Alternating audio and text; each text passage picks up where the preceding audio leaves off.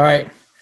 Tonight's speaking is speaking lesson 4, I believe, or 3.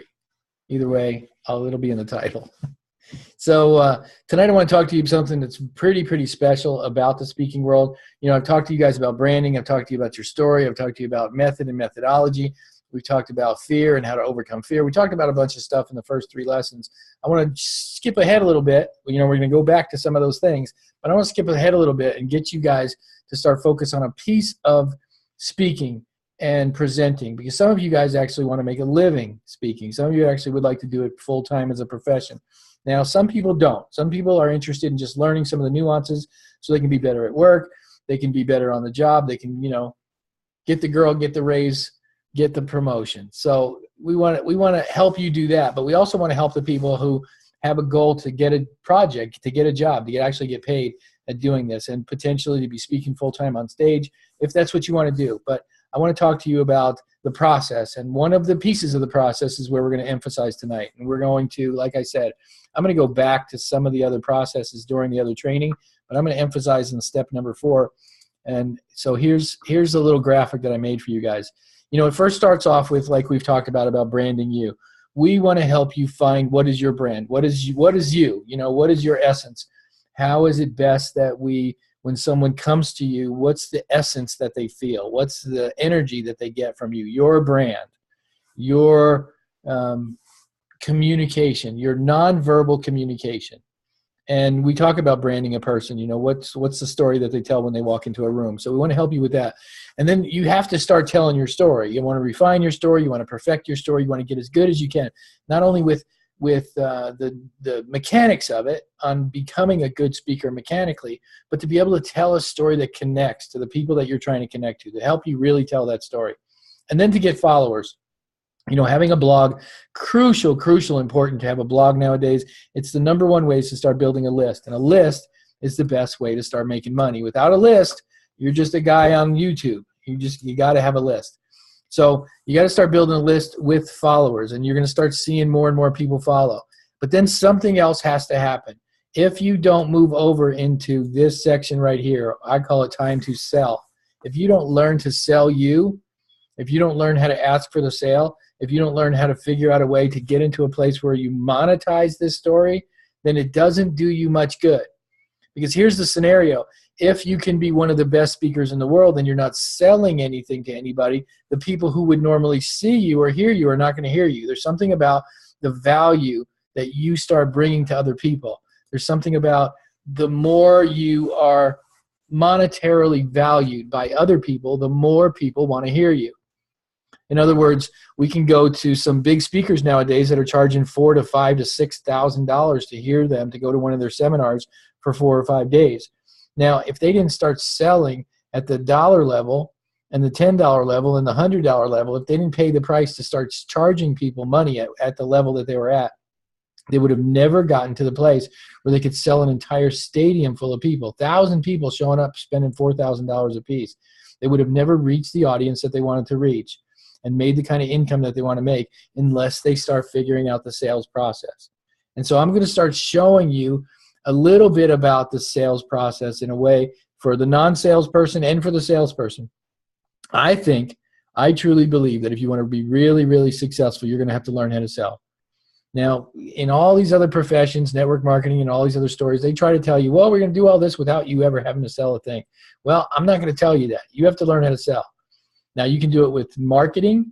You can do it with one-on-one conversations and recruiting, and I'm going to show you some of the techniques on how to close a deal, how to actually start making some money. But you have to come to the conclusion when you first get started, if I'm going to start speaking, I'm going to start selling. And so one of the things, I'm going to stop sharing my screen now that you saw all my pretty graphics. One of the things that we help people do, one of the things as part of our program, you know, we let you come in and for $25 a week, $99 a month, you actually become part of the coaching program. We teach you how to coach, we teach you how to speak, we teach you how to write, and we develop a program for you to help you develop a round circle of people, of influence, to start developing your sphere of influence with leadership style techniques and abilities like writing and speaking and coaching. And that's some of the things that we teach you in that process. But in the midst of that process, we want to teach you how to influence people for their better. And the best way to do that is to start bringing them to your event, bringing them to the processes that you're learning. And I want to talk to you about 3 different stages of influence, not about sales, because we can get into a whole sales conversation, but I want to talk to you about influence in a process of leadership, because a lot of people would say, well, you know, I don't have your resume, so how can I sell people to come to my event? Or I can't go into corporate America and say I've made $10 million, or I can't go into a lot of different places. And I talk to a lot of people who've actually done more than I have. How can I sell them on anything?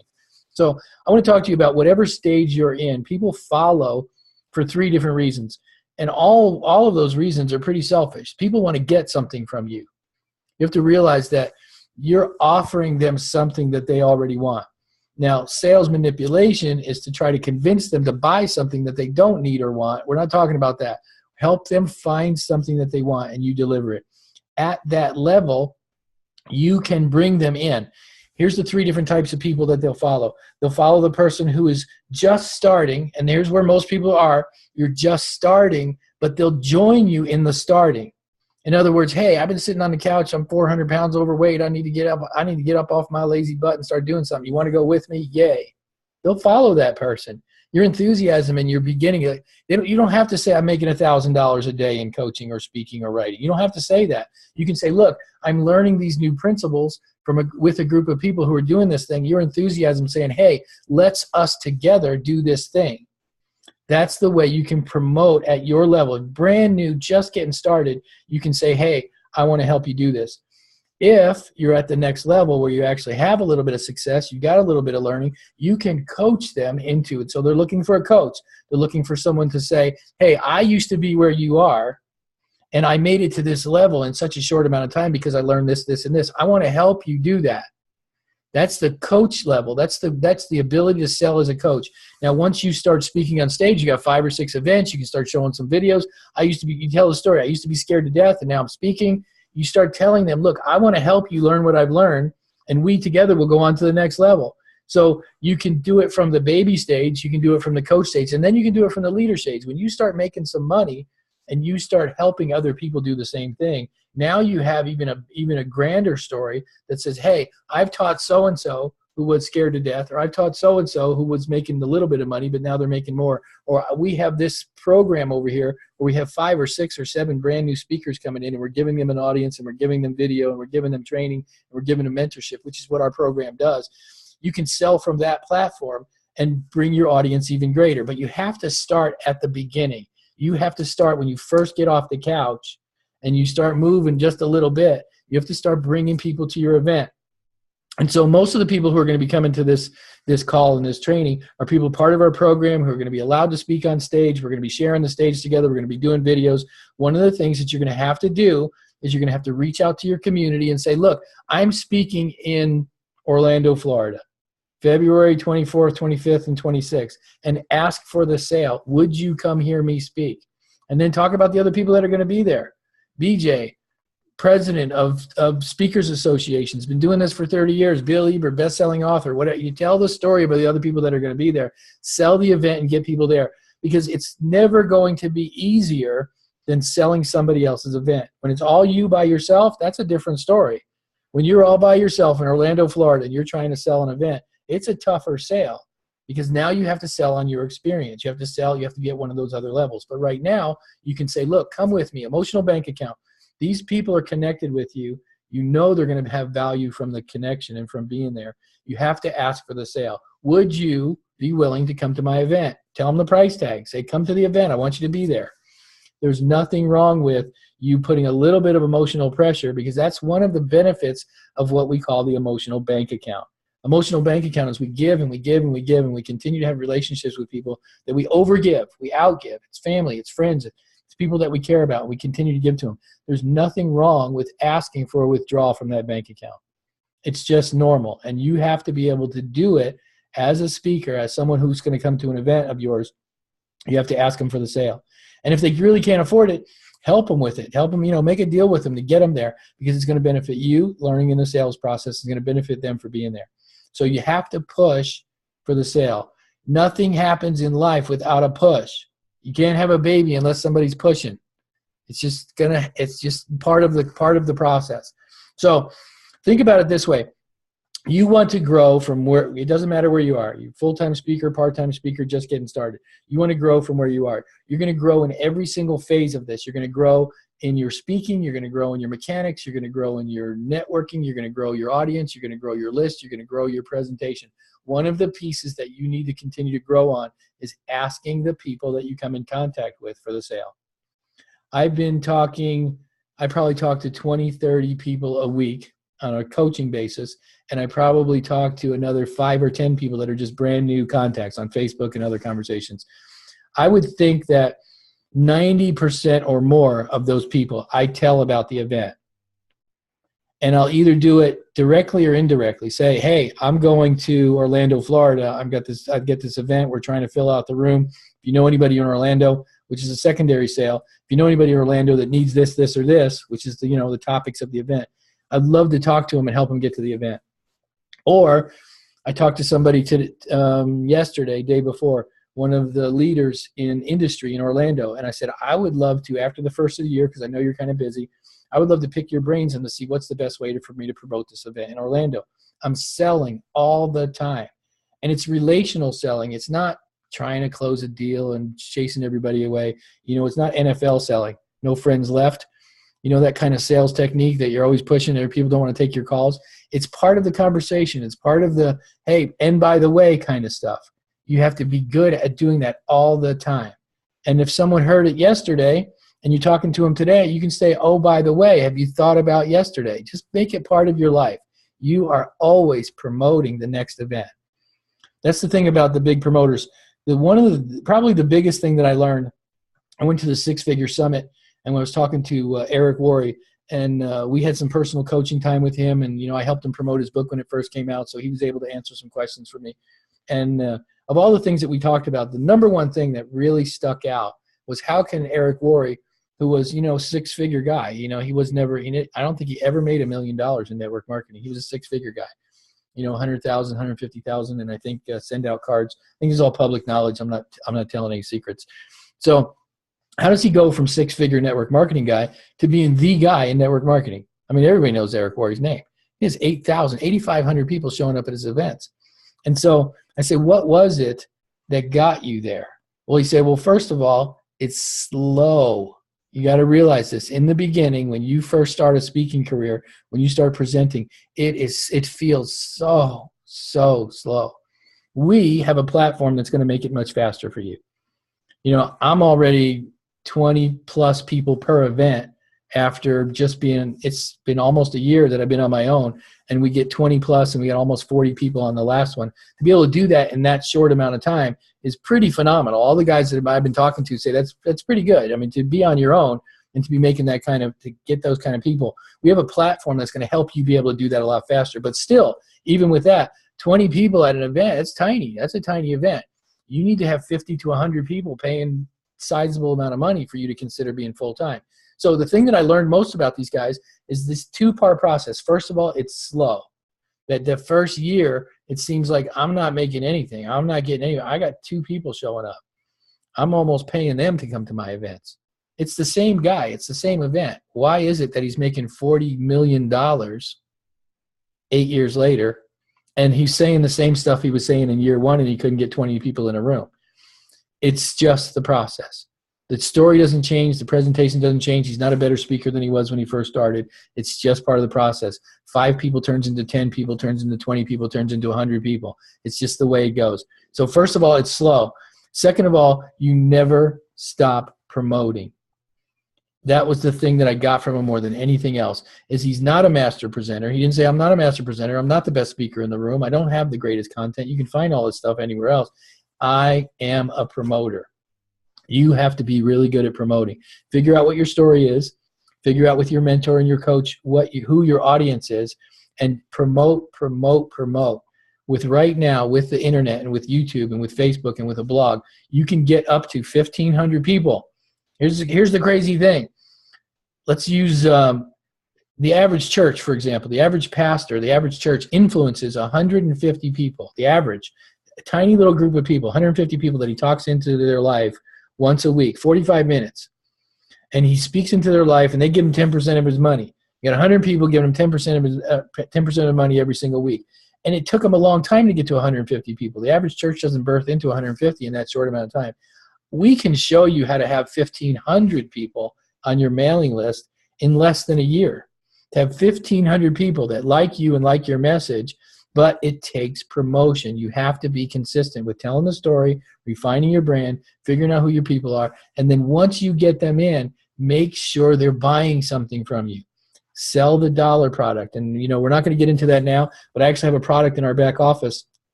And if any of you don't know where to find it or you actually want access to it, all the ambassadors get all of our products for free. But it's an entire training program on how to build a blog and monetize the relationship. Just as a little hack, a little trick for you, your blog and your list should be worth $1 per person per month. In other words, if you have 50,000 people on your list, you should be generating $50,000 a month from that list. Those are the numbers in the list. If you do the list correctly, if it's just a generic list and nobody's listened to it, you bought the list or you scammed people into it and they can't unsubscribe. I'm not talking about that list. If you do the list correctly, not only will you be making money on the products, but you now have this automatic audience that will, when you come to their city or when you do another event, you can start filling up your events with that crowd. Having a list that listens to your story and understands your brand is paramount for you getting there faster.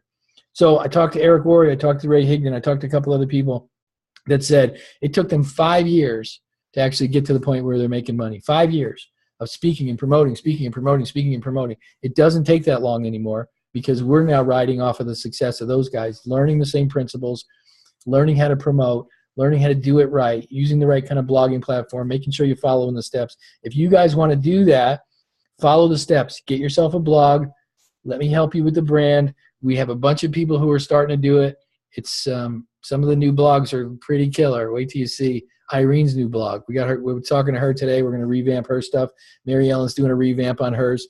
A couple other people I'm going to be talking to this week. We actually have learned some new things. There's always new stuff. There's new things that are coming out with the blogging world. So stay on the cutting edge. Always promote. Never quit selling. Always ask people, if you don't like selling, if part of this if this thing even makes you uncomfortable, I don't like to sell, I don't like to ask anybody for anything, then we need to have a personal coaching session just on that. Because selling done correctly is a great joy. It's one of the most fun that you'll ever have. You do not have to offend people in doing it. It can be part of a lifestyle that you love. I was talking to somebody just a little earlier. I actually wish that I could have asked her if I could have told the story. But we were talking a little bit earlier, and she's one of the top salespeople that I know in our circle. And she closed a pretty monster deal today.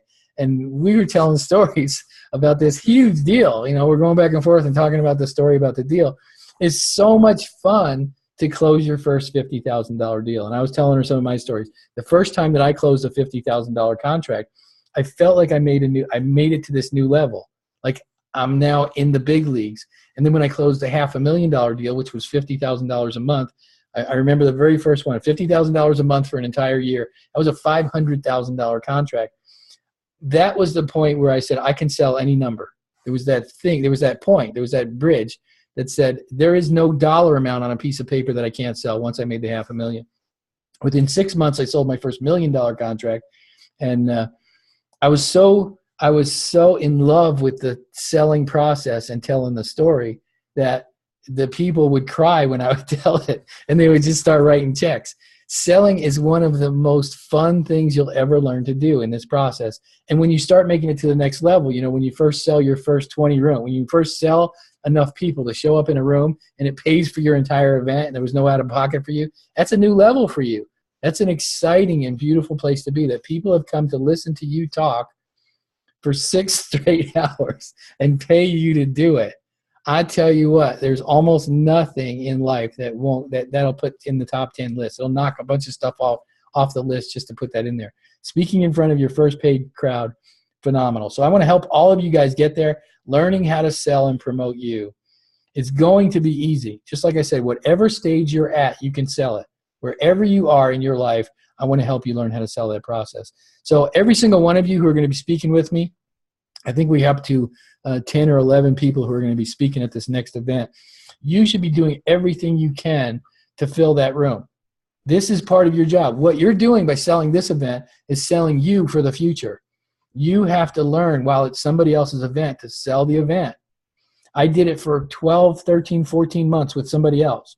That before I sold my own event, I sold his event. I got behind him and I sold and I sold and I sold and I sold, and we filled up the rooms. And so you need to do the same thing. If your name's going to be on the marquee, if you're going to be one of the speakers, you should see everything you can possibly do to be the #1 salesperson for that event. If you don't know how to do that, do it. That's how you do it. Ask everybody you know, talk to everybody you know, get everybody you possibly can. And if you're still stuck, talk to me. I'll show you how to get some people in the room. The price of the admission is not that much. For what they're getting for those 3 days, it's not that much. You're doing them a favor by selling them something. So I'm going to close the recording out, but for all of you guys who are online who have any questions, I want to open up for Q&A. But that's session number 3 or 4, wherever we're at in the Speak Your Life Amazing category. I'm going to unmute everybody. Let me stop the recording here. And then unmute all. And then mute everybody again. And with everybody now has permission to unmute yourself if you know how to do that. So if you guys got any questions, love to talk to you. Hey, Bill and Irene are here. Joanna's here. Joanna the Amazing, that's her new name. Joanna's here. Joyce is here. Paul's still here. Hey, Paul. Hey. You guys got any questions for me? I have a quick question. Okay. I looked in Top 100. I looked in the Beehive. I finally, Mary Ellen finally said to look on your profile page. I never would have thought to look here to find the link for this. For tonight's meeting? Yeah, It was on Top 100. Yeah. that's why we're so late. I sent it out in our shared groups and my profile and every place I possibly could think about it. I never saw it. Was nowhere in Top 100 or Beehive that I could see. Well, I'm glad you got here. I'm glad I got here too. And now I'll look here also. Yeah, Bill, it still says it's being recorded.